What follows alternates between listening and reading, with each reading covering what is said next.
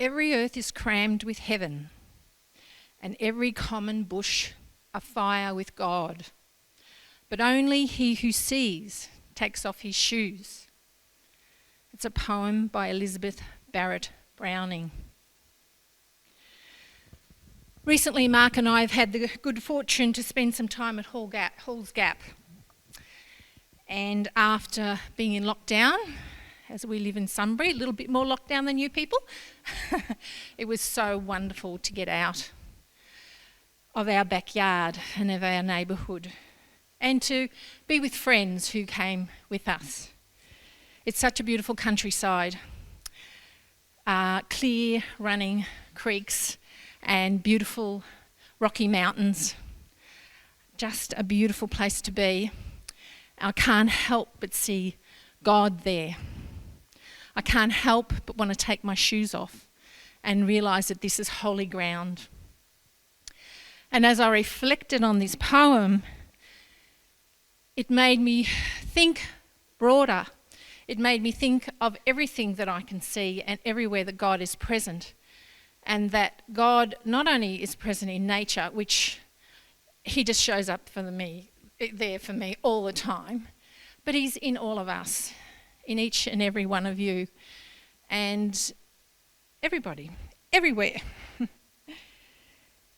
I felt so grateful for his creation. Earth is crammed with heaven, but we need to see eyes. We need the eyes to see. We need to take that time out, don't we, in our everyday lives.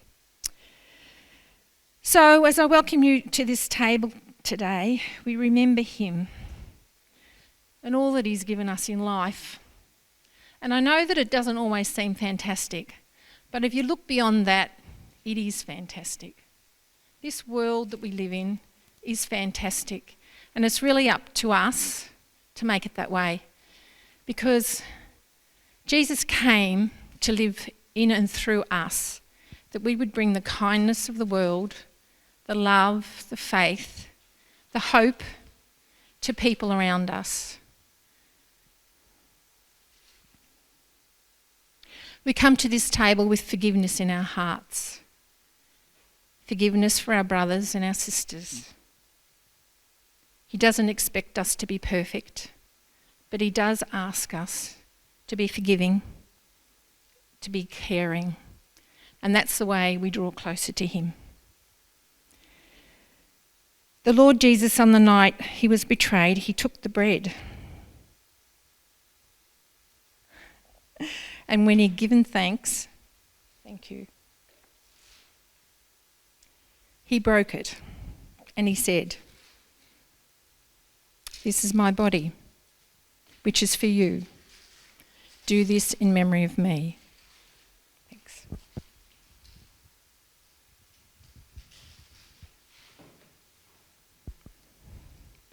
As we take the bread together, we ask the Lord to awaken our souls to his presence.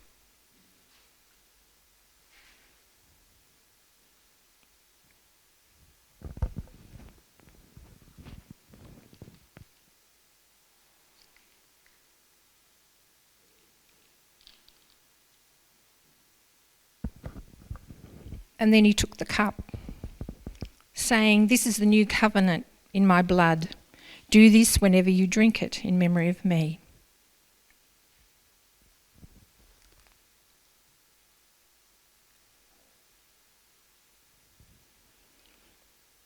Lord, as we take off our shoes in your awesome present, you don't ask us to be perfect. You ask that we reflect your grace and your love. Awaken our soul to the beauty of this world, both in nature and in our relationships with you and with one another, that we may live into the blessings you have in store for us. Help us to encourage one another in faith, in hope, and in love, that your kingdom will come, that we will be reconciled as a people, as a world, in which your name will be glorified. Amen.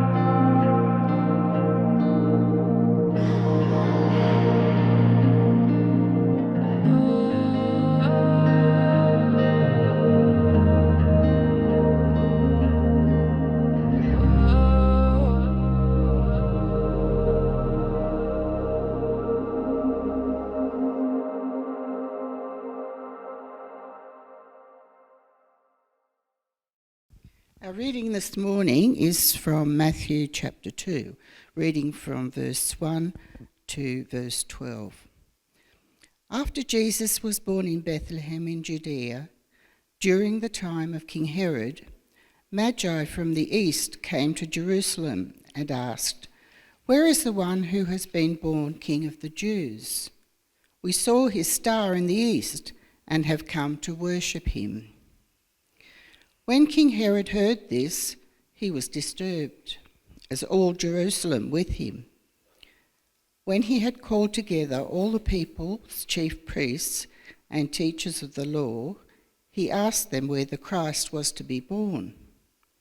"In Bethlehem, in Judea," they replied, "for this is what the prophet has written.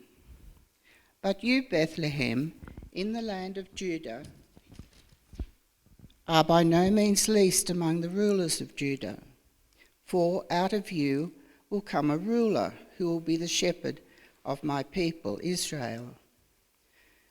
Then Herod called the Magi secretly and found out from them the exact time the star had appeared. He sent them to Bethlehem and said, "Go and make a careful search for the child. As soon as you find him, report to me, so that I too may go and worship him." After they had heard the king, they went on their way, and the star they had seen in the east went ahead of them until it stopped over the place where the child was. When they saw the star, they were overjoyed. On coming to the house, they saw the child with his mother Mary, and they bowed down and worshipped him. Then they opened their treasures and presented him with gifts of gold and of incense and of myrrh. And having been warned in a dream not to go back to Herod, they returned to their country by another route. Good morning. It has been a long time since I've been at the front in person. Last time was online, and one of the challenges of Lyme was always finding a different indoor plant to put in the background. So to make myself feel more comfortable, I've brought my indoor plant. It's always a great challenge because I never had that library with all the lines of books that most people have. They're in boxes. Right. And of course, on my indoor plant, there has to be a few decorations just to make me feel a little bit more comfortable again. So I haven't actually practiced this at home. I've actually repotted it. So we'll just see how we go. Lucky they're on the screen as well. So I've got Mary and Joseph and baby Jesus. What have we got here? The shepherds, of course. 3 wise men. It's all right, we'll go through the meal in a minute. And, of course, we've got the shepherds again. So I'm feeling mighty comfortable now. My sister did, actually, for my tree. So she made them. She's very clever, isn't she? I can't sew. Nor do. So let's begin. So this week, our family began to prepare for Christmas by doing something new. Usually we wait to the 1st of December to go get to the Christmas tree farm and choose a tree. But because this year's been so unusual, we decided to break with tradition.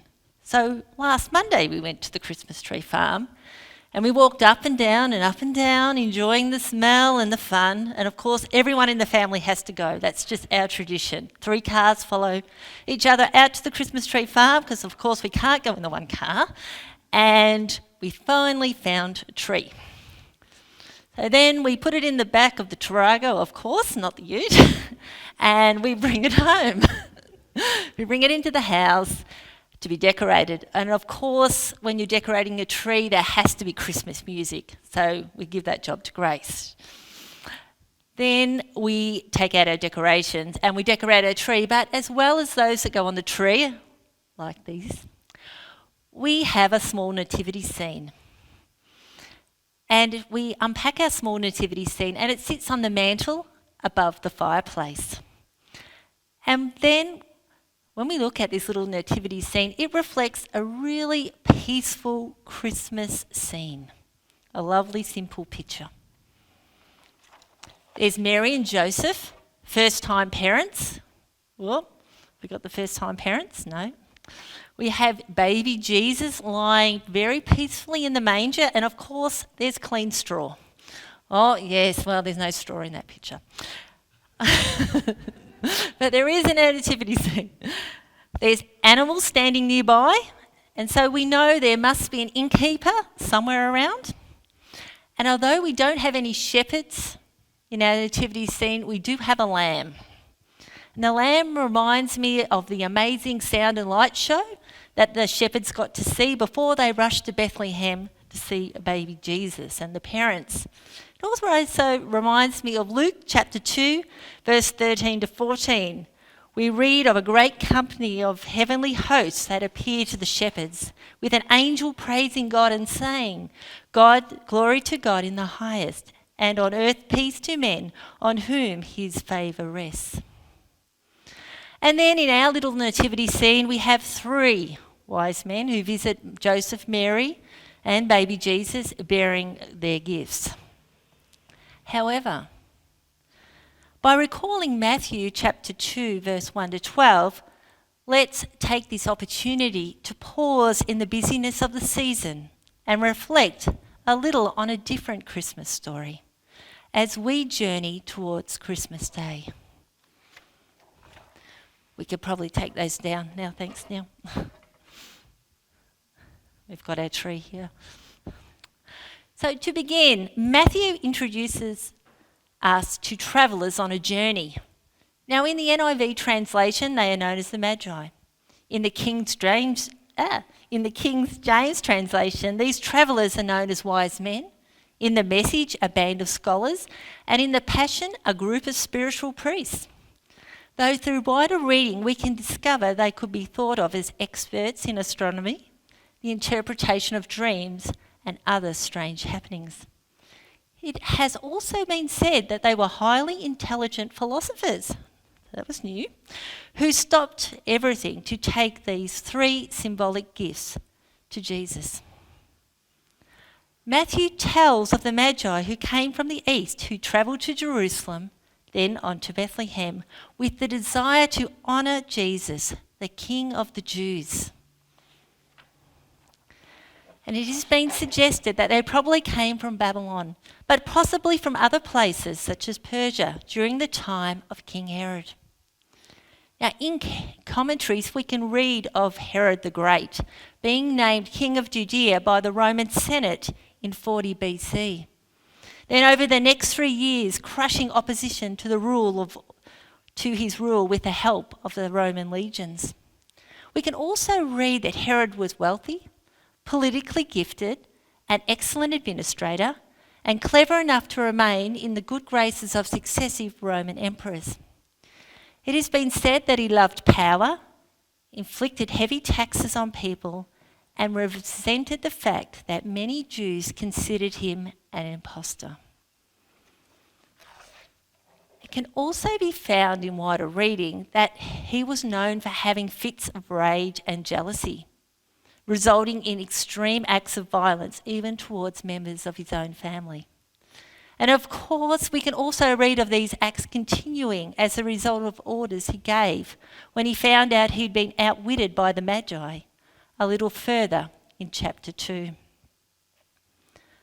The Magi, as well as coming from the east during the time of King Herod, Matthew tells that when they arrived in Jerusalem, they asked the question, "Where is the one who has been born King of the Jews?" Oh, what a question. They were not looking for a baby who would become a king, but the baby was born a king.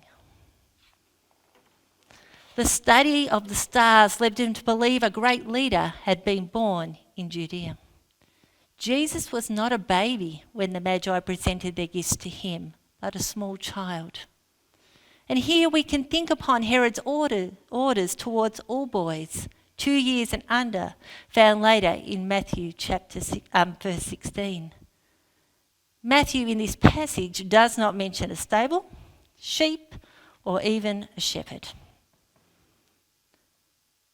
The story continues with Matthew telling of how the Magi noticed a star and followed it. But what they saw remains uncertain. Here scholars differ in their opinions. Some commentaries state that the star may have been Halley's Comet, but also thinks its appearance occurred at the wrong time. Others name that the star was a supernova, and others a time when the planets Jupiter and Saturn were in conjunction with each other. And another scholar suggests that since Jupiter was known as a royal or kingly planet, and Saturn, that was sometimes thought to represent the Jews, it was obvious to the Magi that a new king of the Jews was about to be born. So, what was King Herod's response to the question, "Where is the one who has been born King of the Jews?" Well, Herod was disturbed, to say the least. Herod was not a Jew, and he was made king by the Romans.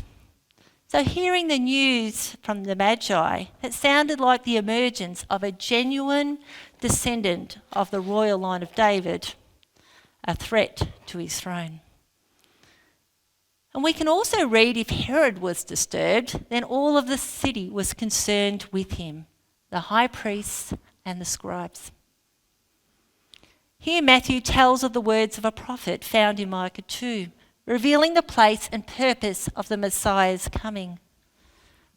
But also this verse is a good reminder that there are many layers, themes, contrast and strands of thought connected to this passage. However, to highlight and explore these is not the motive behind today's message, which is much simpler. To pause, to recall, to reflect as we journey towards Christmas Day. And the story continues. From a secret meeting with King Herod, the Magi followed the star and found Mary and Jesus in Bethlehem. They bowed down and worshipped him and presented him with gifts. Matthew mentions that the Magi brought 3 gifts. However, he does not mention how many travellers made the long journey. However, the gifts the Magi gave were what people in the ancient world would have seen as appropriate for kings or even gods. In a book titled Why Christmas, it describes these gifts. The first was gold, a present fit for a king. The child in the manger was the King of Kings and the Lord of Lords. God himself had come to live as part of our world. The second gift was frankincense, which was used in the temple as a symbol of prayer and pointed to a relationship with God. And the third was myrrh, which was used to embalm the bodies of the dead. Now here it is easy to let one's thoughts drift to Jesus after his death on the cross. But interestingly, in Matthew, the Magi was the first people to honour Jesus who were not Jews. Jesus is the greatest gift to all. And here I also found it of interest that in a book called Matthew for Everybody, that Matthew chapter 27 to 29, in the story surrounding the death of Jesus, the soldiers were the first Gentiles since the Magi to call Jesus King of the Jews. And also in Matthew 27:45, instead of a bright star leading the Magi to Jesus, we can read of darkness, out of which we are told of a single Gentile voice found in Matthew 27:54. Surely he was God's Son. The Son of God, who at a very young age found himself in extreme danger. Herod wanted him dead. Matthew in verse 13 tells of an angel of the Lord appearing to Joseph in a dream, warning him of this danger. And as a result, Jesus and his parents find themselves homeless, fleeing for safety to Egypt. And it was not until after Herod's death and Joseph having another dream that his family circumstances began to change. In this passage, Matthew tells of a young child who is the true King of the Jews. We are told that Jesus lived in a time when there was trouble, violence, and fear. And this morning we have simply taken time to pause, to recall, and reflect upon one small part of Jesus' life as we journey towards Christmas Day. And at Christmas Day, we celebrate the birth of Jesus, a time when we reflect on such words that are found in John 1:14. God became flesh and made his dwelling among us. And regardless of our personal circumstances, whether it is in times of celebration, and I'm very aware of one recent celebration, Julie and John's 50th wedding anniversary yesterday, that I had the pleasure of being a part of. But it's also good to remember, and I thank Marg for also reminding us, that God is always present. And God is present in our times of pain, loss, and grief. And his presence does not leave us when the Christmas season ends. And I know this sounds really simple, but in the busyness of the season, I still find peace when reflecting on this simple truth. Now, before we finish our time together, I think it is also important to acknowledge that although Christmas is a wonderful time, for some, especially after a second year of lockdowns and restrictions, it can be a time of grief, of pain, uncertainty, and exhaustion. And it is because of this I'd like to share a song with you, and I'm really hoping that it works.